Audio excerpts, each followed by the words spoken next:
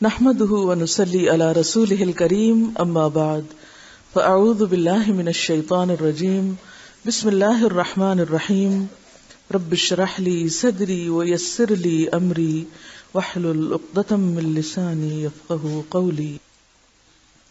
اذان اور اقامت، یہ بتائیے کہ اذان کا لفظی معنی کیا ہے؟ اذان دینا، اجازت، اعلان اور پکارنا. دیکھیے 3 مختلف ورژن آ چکے ہیں. میں آپ سے کیوں پوچھ رہی ہوں؟ ایسا نہیں کہ آپ کو پتہ نہیں کہ اذان کیا ہوتی ہے، ایسی بات نہیں ہے. لیکن کیوں پوچھا جا رہا ہے؟ سوچنا سکھا رہی ہوں.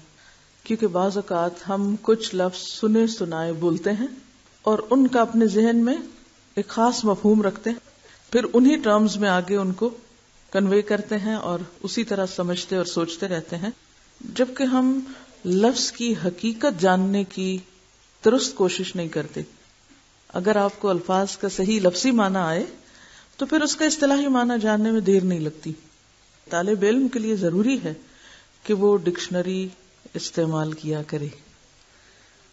اگر آپ واقعی طالب علم بننا چاہتے ہیں تو ڈکشنری کے استعمال کے بغیر طالب علم نہیں بن سکتے. مجھے خود بالکل عادت نہیں تھی ڈکشنری استعمال کرنے کی، حالانکہ میں نے ایم اے عربی کیا تھا. بس ضرورت پڑی کبھی تو مجبوراً کر لی، ورنہ عادتاً نہیں استعمال ہوتی تھی. تو جب میں پی ایچ ڈی کرنے کے لیے گئی تو میرا خیال ہے پہلی یا دوسری جو میٹنگ تھی میرے سپروائزر کے ساتھ، تو جب وہ ڈسکشن ہوتی، جو بھی لکھا جاتا تو کوئی لفظ آتا کسی کتاب میں یا کہیں، تو میں اسی طرح کہہ دیتی تھی جیسے ہماری یہاں عادت ہوتی ہے کہ ہاں اس کا مطلب یہ ہو سکتا، جیسے آپ لوگوں نے اندازے سے بتا دیا ایک معنی دوسرا تیسرا، میں بھی یہی کرتی تھی. تو مجھ سے ہمیشہ وہ کہتا کہ ڈکشنری دیکھی تم نے؟ میں کہتی تھی نہیں. فوراً خود اٹھ کے شیلف سے نکال کے ڈکشنری کھول کے پھر کہتی یہ دیکھو کیا معنی ہے.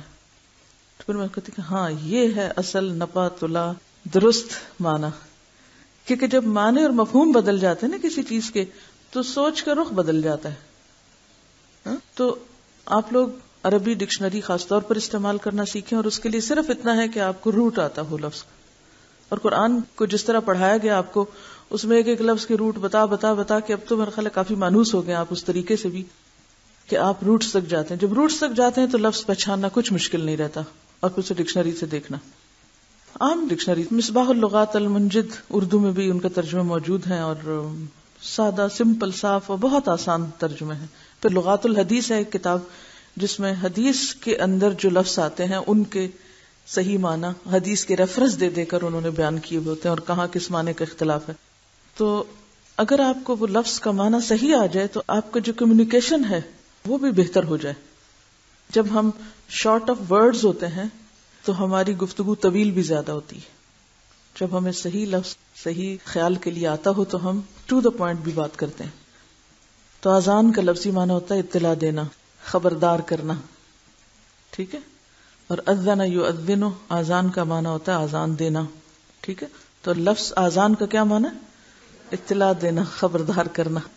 اب آپ دیکھیں کہ اذان کتنا میننگ فل لفظ ہے. اذان جب ہوتی ہے تو کیا کیا جاتا ہے؟ آپ کو اطلاع دی جاتی ہے. کس بات کی؟ جی ہاں، نماز کا وقت ہو گیا ہے. خبردار کیا جاتا ہے کہ دیکھو اب باقی کام چھوڑو، اذان ہو رہی ہے، وقت ہو گیا ہے نماز کا. ٹھیک ہے. قرآن پاک میں بھی لفظ اذان استعمال ہوتا ہے اور وہ اعلان کرنے کے معنوں میں ہے. اور اسی طرح جس معنی میں ہم اس کو لیتے ہیں، یعنی نماز کی اطلاع دینا مراد ہے یہاں، تو اس میں قرآن پاک میں آتا ہے اذا نادیتم الی الصلاۃ، جب تم پکارتے ہو نماز کی طرف، یعنی اذان جب دیتے ہو. تو نماز کی پکار جو ہے وہ اذان ہے. اور اسی طرح حدیث میں بھی آتا ہے، مالک بن حویرث کو جب آپ بھیج رہے تھے ان کے قبیلے کی طرف، تو آپ نے ان کو کیا فرمایا کہ فَإِذَا حَضَرَتِ الصَّلَاةُ فَلْيُؤَذِّن لَكُمْ أَحَدُكُمْ، کہ جب نماز کا وقت آ جائے تو تمہارے لیے تمہیں میں سے کوئی ایک اذان دے. یعنی اس سے کیا پتہ چلتا ہے کہ اذان کوئی بھی شخص دے سکتا ہے جسے اذان یاد ہو. اذان کی ابتدا کب ہوئی؟ رسول اللہ صلی اللہ علیہ وسلم جب مدینہ منورہ تشریف لائے تو سوال پیدا ہوا کہ نماز کے اوقات کا اعلان کیسے کیا جائے. کچھ لوگوں نے یہ تجویز دی کہ نماز کے وقت بلند مقام پر آگ روشن کی جائے یا ناقوس بجایا جائے، بگل بجایا جائے. حضرت انس رضی اللہ عنہ نے فرمایا ذکروا النار والناقوس فذکروا اليہود والنصارى فأمر بلال ان يشفع الآذان وان يوتر الإقامۃ.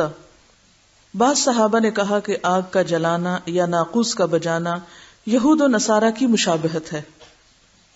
پھر حضرت بلال رضی اللہ عنہ حکم دیے گئے کہ آذان کے کلمات جفت کہیں. جفت کا کیا معنی ہوتا ہے؟ دو دو بار.